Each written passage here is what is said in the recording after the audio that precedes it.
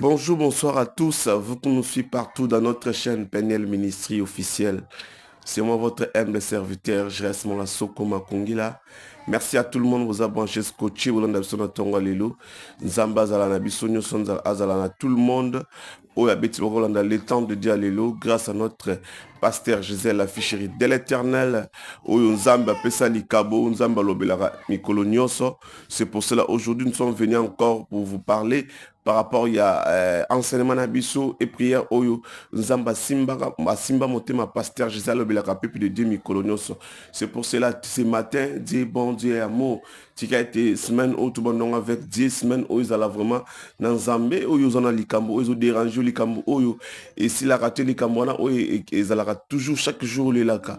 Mais grâce à cette émission, le temps de Dieu, pasteur Gisèle, Azaki au Fulo Moulin, Kolobela le Banaye, peuple de Dieu Nyonso, Nzamba inspira, qui Nzamba pesa qui sagesse intelligente, Alobela Kabiso Nyonso. C'est pour cela, à ce moment ici, Dieu bon, Dieu amour, ils ont un problème, ils ont likambo, ils ont dérangé, yo, bengaka na numéro, ils ont un numéro à Londres, vous allez contacter notre pasteur Gisèle la ficherie de l'éternel. C'est pour ça ce matin, nous avons à Sengi na yo, Uzula Nanga, Kozapete. Restez scotché branché le temps de dialogue, la PNL ministre officielle. S'abonner, partager, nous avons rencontré les Kamna, Oyo et Silakate. C'est pour cela, ce matin, pasteur Gisèle Azawana pour kolobela koyoka enseignement so yoki onzama ko kangola ko pambola yo akokota likamuna yo isi la kate on a problème mukando on a problème musala on a problème ya mabota on a problème ya libala. En tout cas participer na biso ensemble na enseignement ya lelo nzambe akolobela yo akokota likamuna yo. C'est pour cela nzambe azalaki wana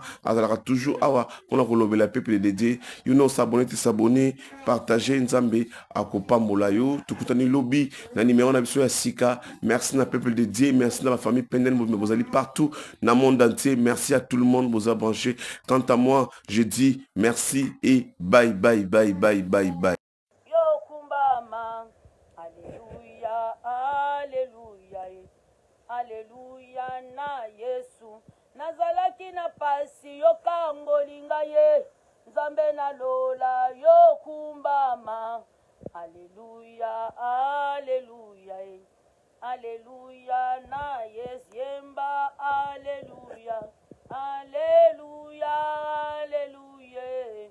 Oh yemba, Alléluia, Alléluia, Alléluia. Oh Nzamba solo, oh Zalia wae.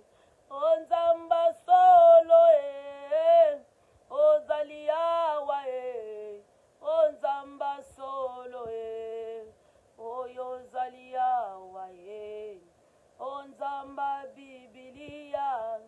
O Zalia wae, o kombo no Yesue, kombo no Yesue, nyonso ebanga kayo, po kombo no Yesu, o nyonso etosaka yo, po kombo no Yesue, nyonso elengaka yo, po kombo no Yesue.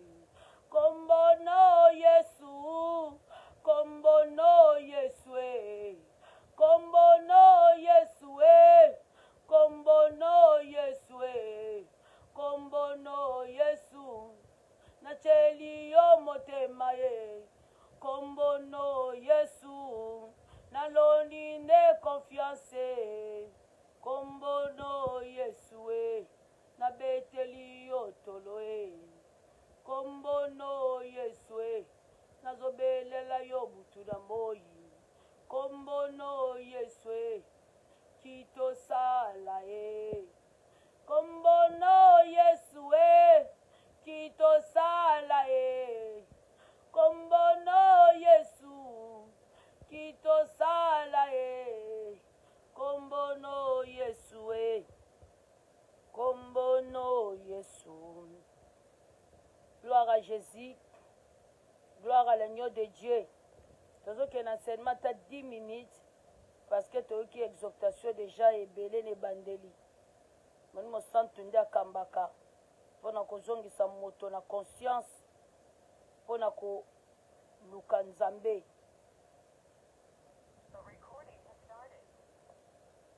aza na bomoi, Yesu aza na nguya, Yesu azali na makoki. Tozali na kati ya thème na biso Jésus-Christ alobi na Acte 1:8. Vous recevez une puissance survenant sur vous. Vous recevez une puissance de l'Esprit, le Saint-Esprit survenant sur vous, et vous serez mes témoins. Na kati ya témoin wana, Dieu est l'éducation suprême. Ezaka juste 10 minutes, surtout pour la bandeko na biso o balandaka na Facebook. C'est très important pour na bango, baza na besoin de parole pour bikisa mabota bandako na bango, parce que la parole c'est Dieu, la parole c'est Jésus-Christ, la parole c'est la lumière pour éclairer la vie à bato bongisaka. Prophétie l'équipe parole ezate. Prophétie mon côté na mokilo et l'équipe parole en Zambé. Véritable prophétie et chouakate, c'est la parole de Dieu. La carte enseignement, tout la pamba sur la salle en Zambé. Aujourd'hui, 10 minutes, la reine il faut signaler 10 à 12 minutes, il faut signaler s'il te plaît. C'est un bandit. Na kwa na bandit, c'est un Bible et un autre, mais c'est un bandit. Signaler c'est très important. Merci beaucoup Yaya. Na kati ya Genèse 3, kuna le Saint-Esprit ça qui biso semaine passée, ndenge ni diable aibe ko affronter Adam, aibe ko affronter Ève. Parce que muto solo la ki na ananio kezala ki Ève.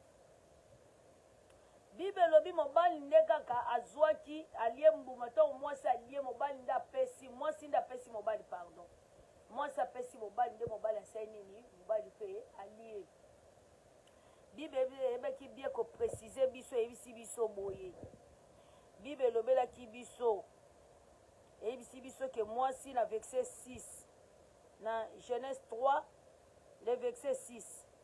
Tobanda na verset 2 Genèse 3 le verset 2. Tant que diable a tourné na verset 1 a tourné mwasi. Moi, c'est qu'on répond au diable dans le verset 2. La femme n'a tangi na combo na Jésus Christ na Genèse 3, le verset 2, na bain na verset 2. Na tangi na combo na Jésus Christ de Nazareth. Kola pambo la biso.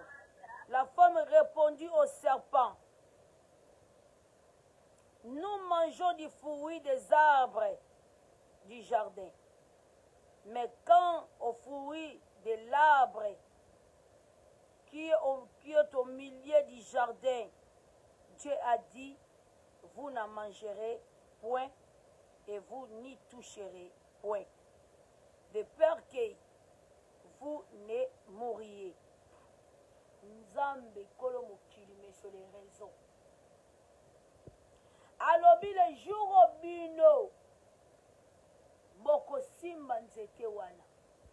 Le jour boko lia furi wana, boko simba pe boko lia, boko sala nini, boko kufa. Soulignez le verset 3. Et pardon le verset 2, Genèse 3 le verset 2. Soulignez le verset 2 nyos. Soulignez le verset 2, Genèse 3 le verset 2.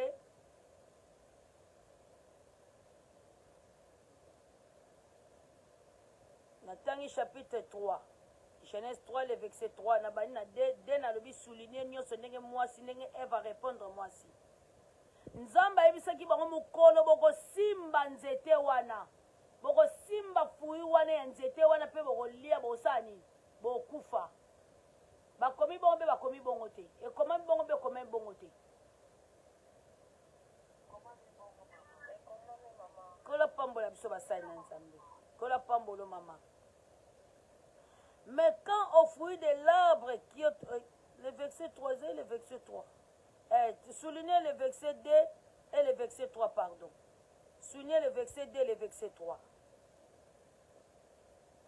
Le verset 4.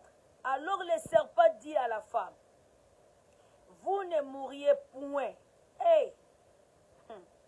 Mais Dieu sait que le jour où vous en mangerez, vos yeux s'ouvriront et que vous serez comme des dieux, connaissant le bien et le mal. La femme vit que l'arbre était bon à manger et agréable à la vie, et qu'il était précieux pour ouvrir l'intelligence.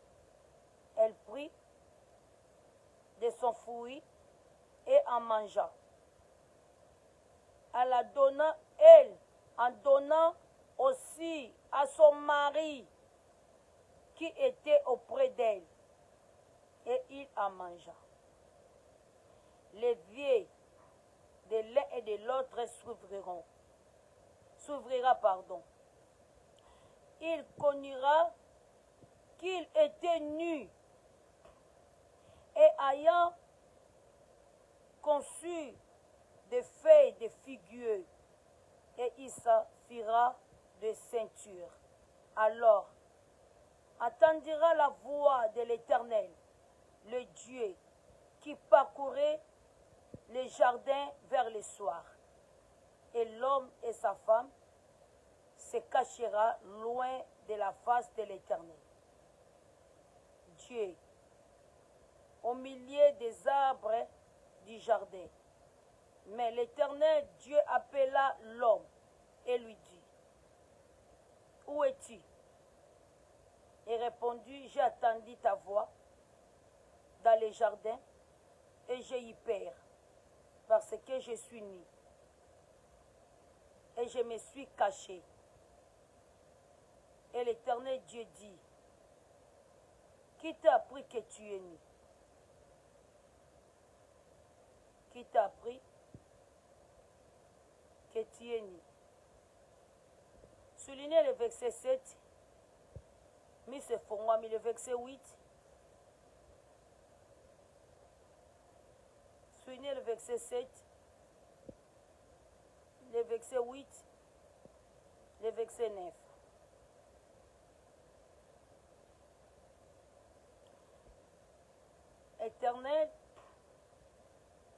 Éternel Dieu dit, qui t'a appris que tu es nu? Est-ce que tu as mangé de l'arbre dont je t'avais défendu de manger? L'homme répondit, la femme que tu as mise auprès de moi m'a donné de l'arbre et j'en ai mangé. Verset 12. Le diable, c'est un menteur. Nzambe kolo mokili. Dieu, plus que la vérité.